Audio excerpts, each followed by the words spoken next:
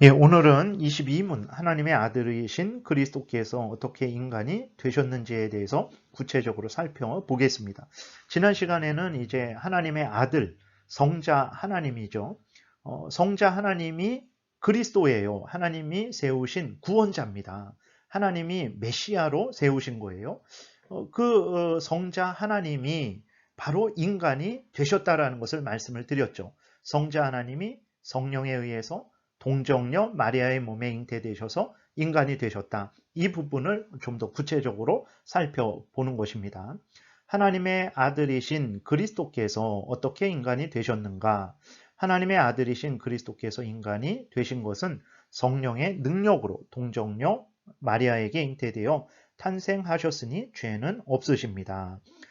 하나님의 아들, 독생자, 성자 하나님이 이제 인간이 되셨어요. 근데 거짓으로 인간이 되신 것이 아닙니다. 진짜 인간이 되신 거예요. 그래서 마리아의 몸에서 나신 그 예수님은 참 하나님이시고 참 인간이시라는 것을 우리가 기억을 해야 됩니다.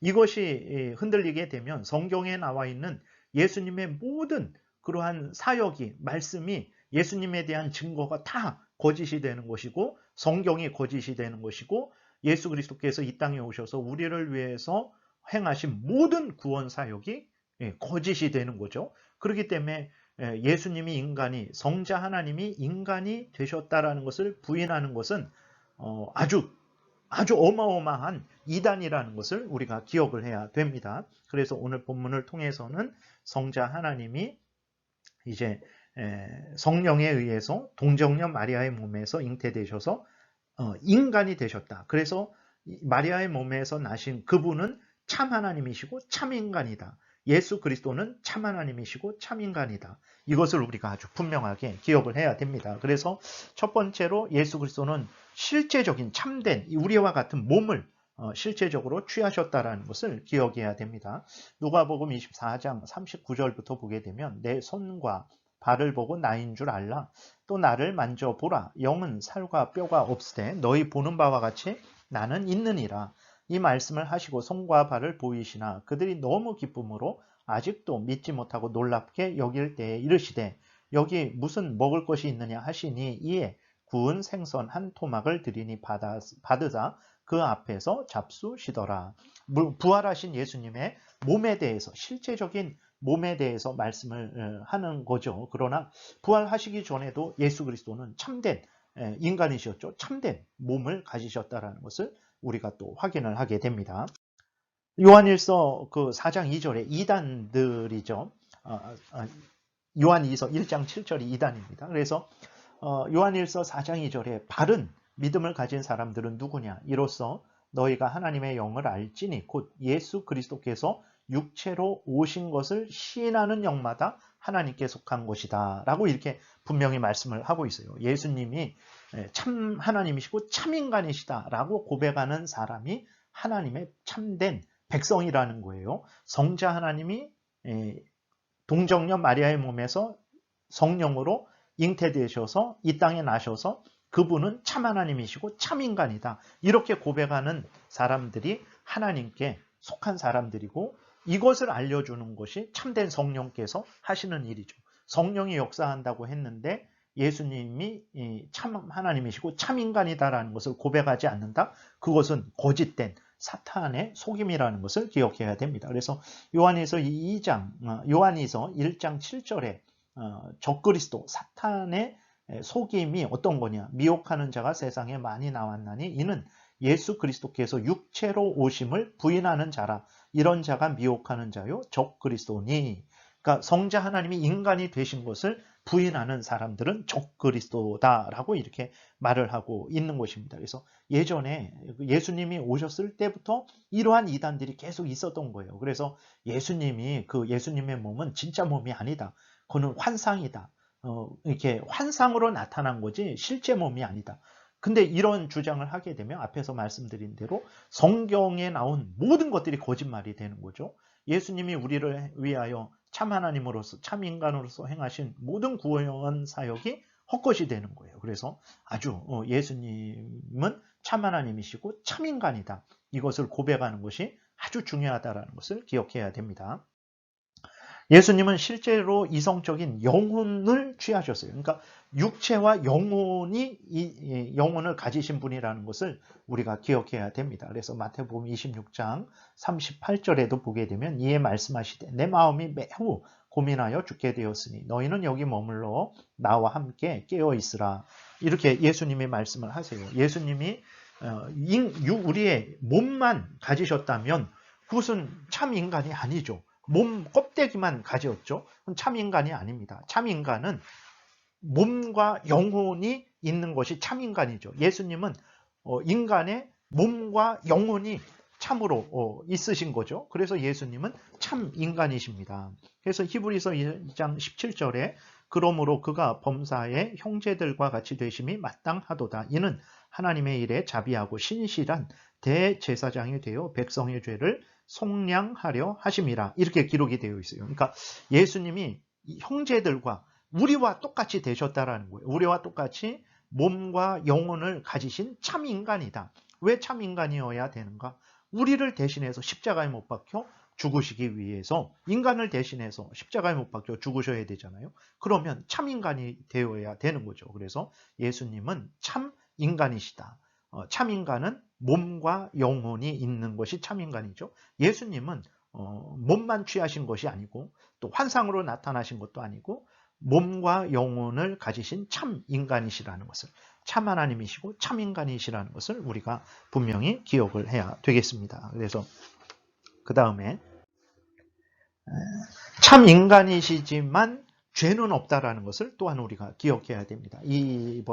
그러나 하나님의 아들이신 그리스도께서는 모든 인간과 같이 죄 중에 출생하지 않으셨습니다. 그리스도께서는 다른 사람들과 같이 실제적인 몸과 이성적인 영혼을 취하시고 다른 사람들과 같이 인간의 연약함을 가지셨지만 죄는 없으십니다. 그러니까 인간의 연약함을 가졌다라는 것이 인간이기 때문에 예를 들어서 많이 걸으면 피곤하잖아요. 인간이기 때문에 그런 거죠. 하나님은 뭐 많이 걷는다고 피곤하시지 않죠. 그분은 진짜 전지전능하신 분이니까 전혀 피곤하지 않지만 인간은 한없이 걸을 수 없죠. 그리고 인간은 밤이 되면 잠을 자야 되고 아침에 되면 일어나야 되고 또 먹을 것을 먹어야 되고 이런 차원에서의 연약함이라는 것이지 뭔가 부족하고 불완전한 이런 의미가 아닙니다. 인간으로서의 그 한계를 말하는 거예요. 근데 죄는 없다라는 것을 우리가 기억해야 되는 것입니다. 히브리서 4장 15절에 보게 되면 우리에게 있는 대제사장은 우리의 연약함을 동정하지 못하실 이가 아니요 모든 일에 우리와 똑같이 시험을 받으신 이로되 죄는 없으시니라 라고 이렇게 분명히 말씀을 하고 있어요. 그래서 예수 그리스도께서도 우리가 얼마나 어떤 질병에 걸렸을 때 그 고통이 얼마나 힘들고 아픈지 아시고 또 배고플 때 그것이 얼마나 또 고통스러운지도 아시고 이러한 모든 것들을 다 아시는 분이에요. 우리의 연약함을 다 동정하시는 분이십니다. 근데 그렇다고 해서 죄가 있냐? 그렇지 않습니다. 그럼 이게 왜 중요하냐? 그랬을 때에 예수 그리스도께서 죄가 있으시면 하나님 앞에 온전한 제물로 드려질 수가 없죠. 흠 있는 제물은 하나님이 받으시지 않습니다. 흠 없는 예수 그리스도께서 우리의 죄를 대신 지시고 하나님 앞에 완전히 완전한 제물로 드리시기 위해서는 예수 그리스도는 죄가 없는 분이어야만 되는 거예요. 그럼 어떻게 예수 그리스도가 죄가 없게 되셨는가? 인간이신데 인간이라면 원죄가 있는데 어떻게 예수님은 인간이시면서도 원죄가 없는 그러한 죄 없는 예수님이실 수 있는가? 우리가 궁금하죠. 그 3번에서 보게 되면 어떻게 하나님의 아들이신 예수 그리스도는 죄 없이 출생하셨습니까? 하나님의 아들이신 그리스도께서는 처녀, 즉 동정녀 마리아에게서 태어나셨기 때문입니다. 즉 아담의 원죄는 일반적인 생육법, 즉 남자와 여자의 하나됨을 통해서 전가되는데 예수 그리스도께서는 성령에 의해서 동정녀에게 잉태되셨기 때문에 즉 성령의 전능하신 능력으로 죄로부터 보호를 받으시고 잉태되셨기 때문에 원죄가 없으십니다. 라고 이렇게 우리가 말할 수 있는 거예요. 누가복음. 근데 이것은 뭐 우리가 인간들이 그냥 사변적으로 생각한 것이 아닙니다. 실제로 성경이 그렇게 말을 하고 있죠. 누가복음 1장 34절에 보게 되니까 마리아가 천사에게 말하되 나는 남자를 알지 못하니 어찌 이 일이 있으리이까. 마리아가 동정녀죠. 35절 천사가 대답하여 이르되 성령이 내게 임하시고 지극히 높으신 이의 능력이 너를 덮으시리니 이러므로 나실 바 거룩한 이는 하나님의 아들이라 일컬어 지리라. 이렇게 기록이 되어 있어요. 그래서 마태복음 1장 23절에도 보게 되면 요셉과 마리아가 동침하지 않았습니다. 근데 마리아가 잉태됐단 말이에요. 처녀인데 어떻게 그런가? 성령의 특별하신 능력으로 잉태되신 거예요. 그래서 남자와 여자가 하나가 되어서 잉태될 때 그 원죄가 정가되는 그런 방식으로 죄가 아담의 죄가 모든 인류의 대표인 아담의 죄가 모든 후손들에게 전가되는데 예수 그리스도는 그 일반적인 생육법을 통해서 잉태되지 않으시고 성령의 기적적인 능력으로 잉태되신 거예요. 그렇기 때문에 죄 없이 예수 그리스도가 잉태되셨다라는 것을 우리가 주장을 하는 것입니다. 그래서 예수님은 참 하나님이시고 참 인간이시잖아요. 참 인간이라면 다 모두 아담의 원죄를 물려받는데 성령으로 잉태돼서 처녀, 동정녀, 남자를 알지 못하는 동정녀에게서 성령에 의해서 성령의 기적적인 능력으로 잉태되셔서 예수 그리스도는 죄가 없는 분이다라는 것을 우리가 기억을 해야 됩니다. 그래야 하나님 앞에 온전한 제물로 드리실 수 있는 거죠. 자신을.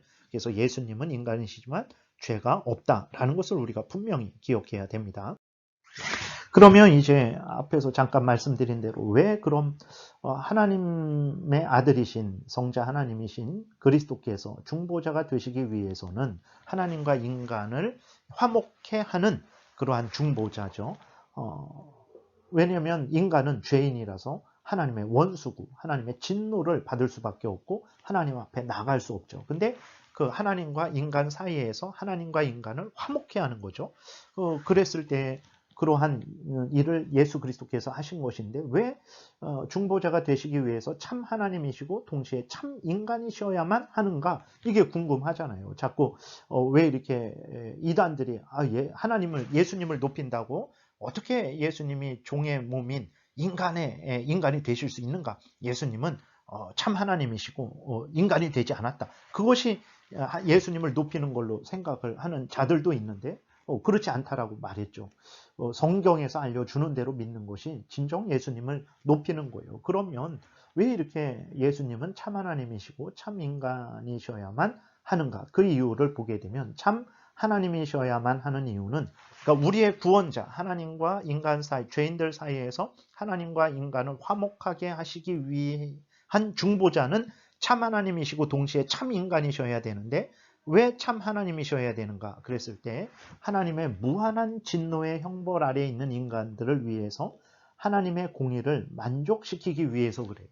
하나님을 누가 만족시킬 수 있겠습니까? 여러분 우리가 정말 이 땅에서 부모와 자식 간에도 부모가 자식을 만족시킬 수 있겠습니까? 자식이 부모를 만족시킬 수 있겠습니까? 또 부부 간에도 남편이 아내를 만족시킬 수 있겠습니까? 아내가 남편을 만족시킬 수 있겠습니까? 인간은 자신도 만족시키지 못하고 다른 사람도 만족시키지 못해요. 근데 하나님을 만족시킨다? 있을 수 없는 일이에요. 하나님이시기 때문에 하나님을 만족시킬 수 있는 거예요. 성자 하나님이시기 때문에 성부 하나님을 만족시킬 수 있는 것입니다. 사탄 마귀를 정복하고 누가 사탄 마귀를 정복할 수 있습니까? 하나님만이 사탄 마귀를 정복할 수 있죠. 누가 죽음을 이길 수 있겠습니까? 하나님만이 죽음을 이길 수 있어요. 택자들을 영원히 구원하시는 거 누가 인간이 교황이 그럴 수 있습니까? 하나님만이 그러실 수 있는 거예요.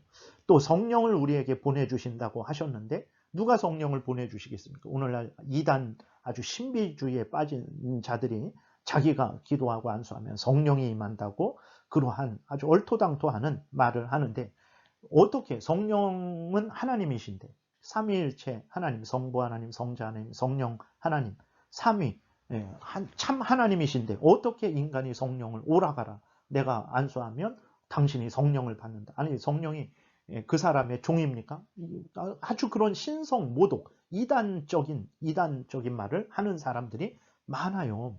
그럴 수 없는 것입니다. 인간이 어떻게 성령을 줍니까? 사도행전에 보게 되면 사도들이 안수할 때 성령이 임하셨다 그랬는데 그것은 성령의 은사를 말하는 것이고, 특별히 하나님이 그 성령께서 사도들에 의해서 왔다 갔다 하시는 것이 아니라 성령께서 사도들을 통해서 그들에게 역사하신 것이지, 사도들이 성령을 역사하게 한 것이라는 것, 그렇게 생각하면 안 되는 것입니다.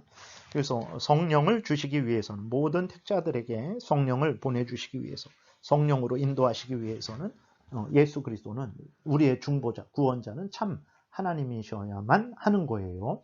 그 다음에 두 번째로, 하나님의 왜 인간이셔야 되는가? 동시에 하나님이시고 동시에 왜 인간이셔야 하는가? 그랬을 때 하나님의 율법에 순종하시고, 그러죠. 하나님이 하나님의 율법에 순종하지 않으시죠. 인간이 하나님의 율법에 완전히 순종을 해야 됩니다. 그래야 의를 얻을 수 있는 거죠. 그 의를 우리에게 주시는 거예요. 하나님의 율법에 순종하시기 위해서 인간이셔야 되는 것이고, 인간을 대신해서 화목제물이 되셨어요. 하나님과 인간을 화목하게 하시는 제물이 되시기 위해서는 인간이 되셔야 되는 거죠. 인간의 죄를 이제 인간이 지는 거죠. 인간의 죄를 인간이 대신 지고 이제 하나님 앞에 제물로 드려진 거예요. 그래서 그러기 위해서 우리의 중보자, 구원자는 참 하나님이시고 동시에 참 인간이어야 하는 것이고, 또 우리를 체휼하시기 위해서, 체휼한다라는 것은 동정한다, 동감한다, 이런 의미거든요. 물론 하나님이 인간이 되신다고 해서 뭐 더 아시고 인간이 안 되셨다고 해서 더 모르시고, 아닙니다. 하나님은 전지전능하신 하나님으로서 우리보다 우리를 더 잘 아시죠. 근데 우리를 위로하시기 위해서, 우리에게 힘 주시고 또 용기 주시기 위해서 참 사람이 되셨다라는 것을 이렇게 이야기하고 있는 거예요. 그렇기 때문에 성자 하나님이 성령으로 동정녀 마리아의 몸에 잉태되셔서 인간이 되셨다. 그래서 그 마리아의 몸에서 나신 예수님이죠. 그분은 하나님이 보내주신 그리스도다. 다시 말해서 하나님이 기름 부어 세우신 자. 어떤 분으로 세우셨습니까? 구원자로 세우셨다라는 거예요. 그래서 동정녀 마리아의 몸에서 나신 그분은 예수 그리스도다. 근데 그분은 참 하나님이시고 참 인간이다. 이것을 우리가 아주 분명하게 또 이렇게 성경에서 알려주는 대로 믿어야 되겠습니다. 기도드리겠습니다. 살아계신 하나님 아버지, 감사합니다. 오늘날 우리들은 성경에 이렇게 하나님이 어떤 분인지, 예수 그리스도가 어떤 분인지, 우리가 예수님을 어떻게 믿고 섬겨야 되는지, 예수님이 참 하나님이시고 참 인간으로서 어떤 일을 하셨는지 자세히 알려주시는데, 우리는 그러한 것들에 대한 관심을 많이 갖지 않습니다. 성경을 볼 때에도 내 마음대로 성경을 보고, 또 하나님의 뜻을, 성경이 알려주는 하나님의 뜻에 대해서도, 인생의 본분에 대해서도 성경이 알려주는 대로 받아들이지 않고 내 마음대로 받아들이고 내 마음대로 신앙생활하고 내 마음대로 인생을 살아가는 그러한 일들이 많은데, 하나님 아버지 은혜를 내려주셔서 내 마음대로 성경 보고 내 마음대로 이것이다 저것이다 그렇게 임의로 정해서 그렇게 따라가지 말고 성경에서 알려주는 대로 믿고 따르게 도우소서.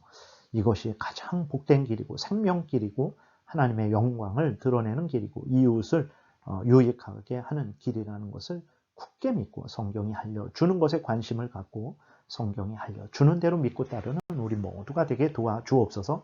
예수님 이름으로 기도드렸습니다. 아멘.